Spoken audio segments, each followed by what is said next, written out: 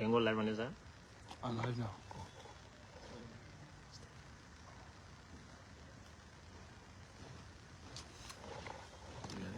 Yeah. Yes, sir. So welcome to this live interview with the executive chairperson of the stand, that's the group stand, Chairman Mulbah Morlu. Welcome. We got information as media people that you've filed a lawsuit on behalf of thousands of motorcyclists that are protesting the government's decision to ban them from riding certain parts of the street. You care to detail what is in that? First of all, thank you for coming to this very important media briefing, which is about the government of Liberia's decision to place a restriction on the free movement of motorbike riders. This decision is wrong, is draconian, and is a flawed government policy that violates the fundamental rights of hundreds of thousands of motorbike riders who have the right to free movement throughout the length and breadth of Liberia. And it is not also only wrong, but it is very much untimely and has severe political and economic implications when considering the fact that bike and keke riding has created alternative sources of income generation for thousands of young people, some of whom are very skilled but have not been able to find employment in the labor sector by virtue of the shortages experienced in governing in the private sector in terms of absorbing qualified Liberians to gain employment and to meet daily needs. And so the government is wrong on several fronts, one of which is motorbike riders like any of us, like operators of vehicles, truck drivers, taxi drivers, are Liberian citizens that are constitutionally expected to be viewed as legitimate custodians of the free movement of the people that are contributing to the viability of our economy and ensuring that this country is kept relatively peaceful and calm in view of the state as Liberian citizens. And so to decide to place a restriction on their free movement as a government that is supposed to be conscious of the rights and privileges of every Liberian citizen in view of the backdrop of an accident that took place a fortnight ago involving a truck driver that killed one of their members. And we think this is wrong, and it is a thoughtless action that will dehumanize not only motorbike riders, that will create difficulties for students, for civil servants, for marketeers, entrepreneurs, and Liberians in their hundreds of thousands whose dominant source of transportation is keke and motorbike. So the police decision, which I believe is being supported by the more top echelon leadership of governance, to have institutionalized a no-go zone in the central Monrovia area and of course the Douala area and other parts of Liberia is an exploitation of the incidents that took place on that day. So we've always supported the rule of law and have always called on motorbike riders to operate within the confines of the rule of law, respect laws, and respect details and statutes put in place by government for the protection of the state and the rights of other pedestrians or people plying the streets of the country. And so those that try to impede on the rights of others, those that become lawless amongst motorbike riders, are supposed to be arrested and prosecuted.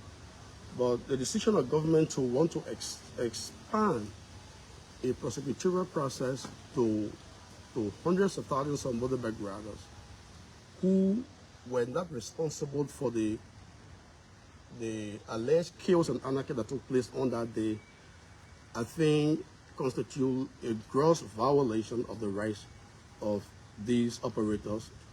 And we think it's only normal and timely for government to ensure that the ban is lifted in view of the rest of all Liberians to the free movement throughout the country. More so, bike riders, keke riders, are legitimate operators of vehicles. Keke, motorbikes, once they build engines are considered vehicles. So in the same way that taxi drivers, in the same way that the operators of private vehicles have a right to plow the streets, have a right to access all parts of the country, bike riders likewise. In fact, that is why bike riders like private car operators, like commercial car operators, like taxis, have their vehicles registered. Their bikes are registered, their kekes are registered, and they were issued legitimate licenses by government through the Ministry of Transport. They insure their vehicles. By that I mean they insure their bikes, they insure their kekes. And so to want to restrain them from freedom moving about the streets of Monrovia and other areas that are legitimately theirs as Liberian citizens constitute a draconian, lawless measure that had to be challenged. So as an institution that is people-driven, that is conscious of every Liberian's responsibility to the protection of the laws, sought to proceed to the Supreme Court and to file a writ of prohibition that restrain and prohibit government from proceeding any further in victimizing innocent Liberian citizens that have the right to free movement throughout the length and breadth of the country. So that is the essence of the writ of prohibition that has been filed by the Supreme Court, and we are very hopeful that the Supreme Court, as an institution of integrity that we believe in and respect, will make the best decision that is consistent with the rule of law, not to support or to oppose, because the duty of a judge is not supporting or opposing a submission, but to interpret the law. So the Supreme Court, in view of the fact that it is a very objective, very reasonable, and the highest arbiter of justice throughout the country, will make the best decision that will give redress to motorbike and pedestrian riders and ensure that their fundamental rights that have been violated by the government of President Joseph Boakai will be restored in its fullness.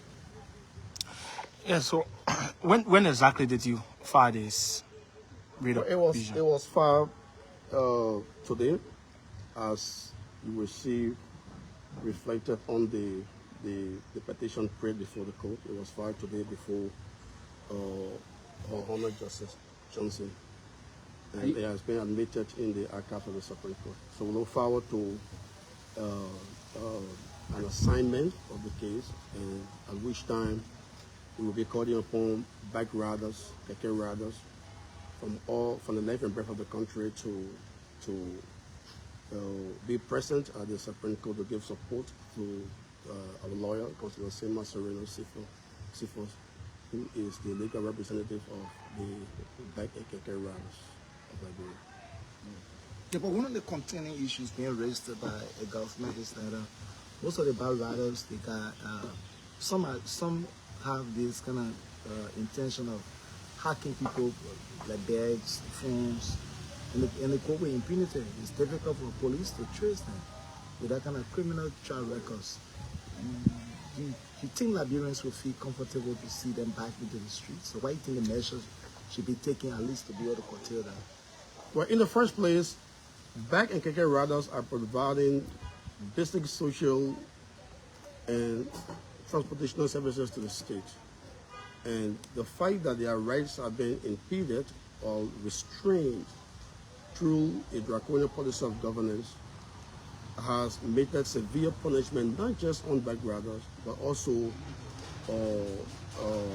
the tens of thousands of students, members of the workforce, even sometimes government officials who use their vehicle as a means of reaching or getting to set destinations. So let's first establish the efficiency and the productivity of these individuals, or those individuals that are within that sector, not just in Monrovia, but also in the counties, in the villages. They're everywhere, they're in that, there are hundreds of thousands. Now, the debate that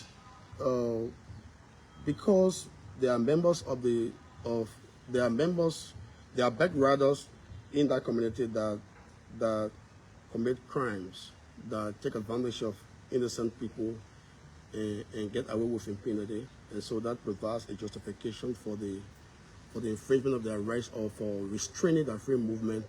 It's not a very strong argument. It's not a serious argument, because it is the responsibility of the police to protect life and property and to ensure individuals that that violate the laws are arrested and prosecuted consistent with the due process of law. The police is being paid by our taxes, including backriders taxes, to keep us safe, to keep us protected. So they must put in place a mechanism that will deal with criminal backriders. And as a matter of fact, every organization, every institution has an infiltration of bad apples or criminals. The very police has criminals that have infiltrated. They are collecting bribe money. There were times in the country where police were involved in armed robbery. So are we supposed to dissolve the police or nullify the existence of that very useful sector of government because there are few police officers that are corrupt, or there are few police officers that are involved in criminal activities? So the criminal enterprise of a select few of a few unscrupulous individuals does not provide any justifiable basis for other Liberians in their majority to be victimized.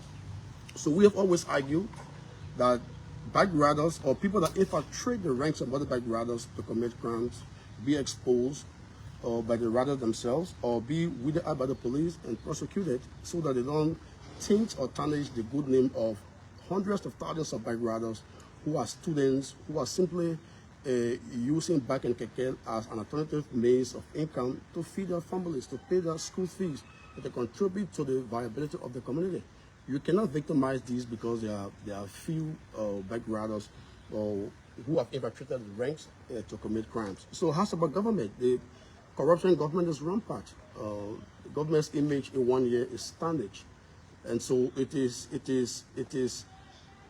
inarguable that every public institution in the country has a cartel of corrupt government officials. So should we dissolve the entire government because unscrupulous individuals in that sector or in the system are corrupt? Of course not. It is our responsibility to weed out the bad apples, so that those that have got the moral integrity to remain to serve the Liberian people are protected. So the same argument goes to backriders. You can't victimize hundreds of thousands of motorbike riders, most of whom have their families, they have their girlfriends, they have their businesses, they are students, some are in universities, some are custodian of different titles and responsibilities in their communities, in their traditional processes, etc.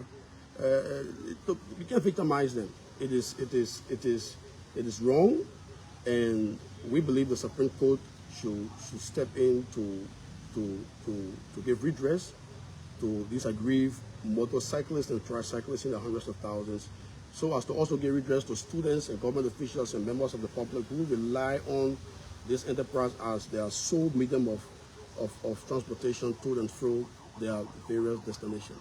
Yeah, finally, from my end, I got two concerns. The first one is, there are two arguments. If you listen to the guys who are protesting the ban, we can recall that the police firstly banned these guys, took them from the road, and then there was some common ground for them to come back into the street, but register their back, pay insurance.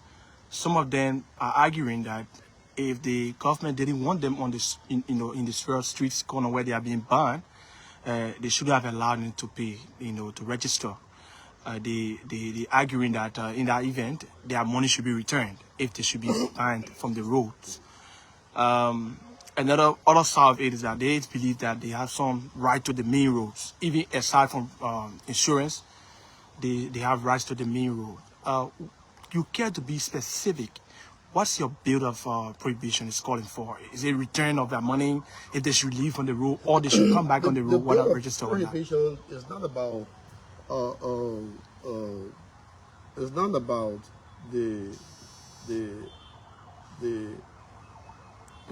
it's not about returning money to motorcyclists and tricyclists that have fulfilled their patriotic responsibilities or their business obligations to the state when they decide to go in specific business ventures.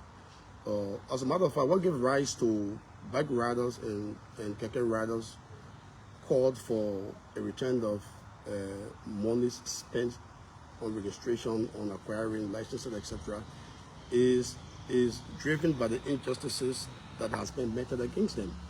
They don't actually mean that they don't want to ride bikes or they want their money back. They are using the injustices that they've been subjected to.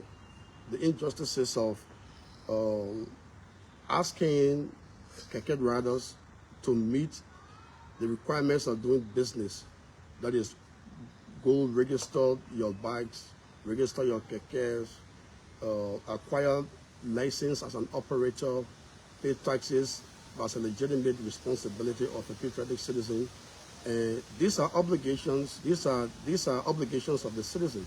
And when citizens meet these obligations, they have certain social entitlements as Liberian citizens. When they pay taxes, they register their vehicles or their bikes or their kekes and acquire licenses. It is not in the vacuum. It is for them to also enjoy the amenities provided for by individuals that are peaceful, that are law-abiding. When you pay tax, you get a license or you obtain a license to operate a vehicle. You are meeting obligations set by government. So when you do that, there are also benefits enshrined in government policies that you're supposed to inherit as a peaceful citizen. So they've played their part. They perform their patriotic and moral duties to paying taxes and getting licenses, etc. So government is also obligated to play its part to allow them free access to the streets of Monrovia, except, in fact, the streets of Liberia, except where there's a state of emergency. And that can only be instituted by a legislative approval. That is not the case. And nor are we in a state of martial law. That is also not the case. So the basis to cut off a part of Monrovia, which is major, this is the capital city. How do they make their money? They took some of them credited money from relatives, from friends. Some of them went, some got bank loans. Some got loans from the bank. Some, went to extreme measures to raise money to pay taxes on their bikes and their kekes to obtain licenses. They have to operate these vehicles, keke and motorbikes, to be able to get back to get back what they've invested and pay their debt. So when you cut them off from accessing the principal streets of the country, you cut them off from Douala. Like in Douala, I learned that there's a certain part of Douala where keke is not supposed to trek. Monrovia bikes are not supposed to be visibly seen in Monrovia. You infringe on their fundamental right. Okay, so we're not saying that we're not calling the petition did not seek to address the issue of money, because that is their constitutional responsibility as business people to pay taxes. So you as a government is obligated to also guarantee that when they pay taxes and meet the requirements of the law, they will also generate the benefits of that law.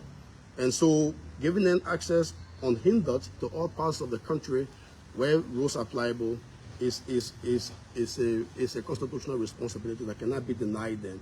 And government decision to deny them that responsibility is why we went to Supreme Court and pray the highest arbiter of justice to ensure that the rights of bike riders are restored, consistent with the fights that their taxpayers, their Liberian citizens, and that under the Liberian Constitution they have the right to access of all the rules in the Republic of Liberia. So I know the next question that will come, which I want to address before it comes, will be in the event where the Supreme Court, where Supreme Court rules and the government is now obliged to implementing the dictates of the Supreme Court. Well, in the first place, we are very hopeful that the Supreme Court will rule favorably in this matter, because we are on the side of the law, representing Keke and motorbike riders.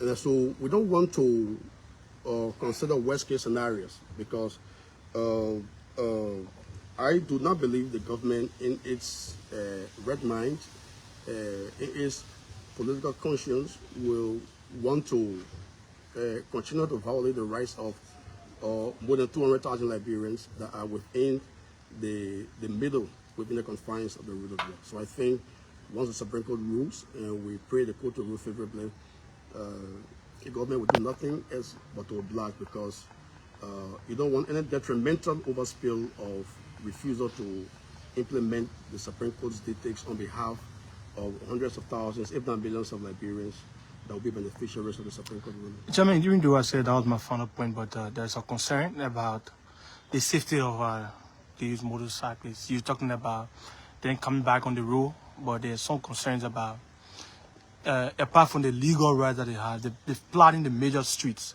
is detrimental to themselves as bike riders. The safety, you know, some of the mostly involved into accidents that result to death and very bad injuries on them. Are you concerned about that too as well, if you're advocating for them to come back on the main street? Are you not concerned about their safety too as well? But that should be the response. It should be a concern of every Liberian, but also a responsibility of the Liberian National Police to institute measures that ensures the protection of not just pedestrians, but also vehicle operators, including bike and keke riders. The police is supposed to institutionalize the law, institute the rule of law, to protect life and properties. And how do they do that? By implementing traffic laws. And let me just tell you this: the measure adopted by police, the policy of restraining bike riders from accessing certain part of the country, is also against vehicle and traffic laws. But fast forward to your question, why are police officers paid? To protect lives and protect properties. So they can't be lazy. And the way to do that is to implement the rule of law. And I don't see the police doing that. And one of the problems of our country, one of the many problems that we are confronted with as a people, is the conscientious decision of policymakers at the top echelon of governance to break the law with impunity. We're becoming a lawless country, not because our people are accustomed to breaking laws, but because leaders of the country have made it a duty to break the law with impunity. And every decision you take at the echelon as a leader, you are teaching the population how to live, how to break the law, or how to undermine the existing model of the law. Now, if a government with impunity is inspired, or a branch of government with impunity is inspired to break the law, violate the law in the removal of a speaker, despite public outcry, the president supports that illegitimate process because he wants to enthrone a big, bold speaker who will succumb to the whims and the caprices of his office. And there's public outcry across the country that continues to be ignored, because you have executive power, you have constitutional power, you institutionalize a process that is widely regarded to be lawless. Well, the people may not be able to eye to the contrary because you are in power, but you are also teaching them the art of law breaking. You are teaching them that the way to govern is to exploit the vulnerabilities of the law, or to exploit or to use presidential power to break the law to advance personal agenda. So the whole country is becoming lawless, from the top, from the president's office, who has become the chief architect of lawlessness, to the police that are breaking the law to advance their own personal aims and objectives, beating keke riders, beating motorbike riders. You claim that you are protecting the streets.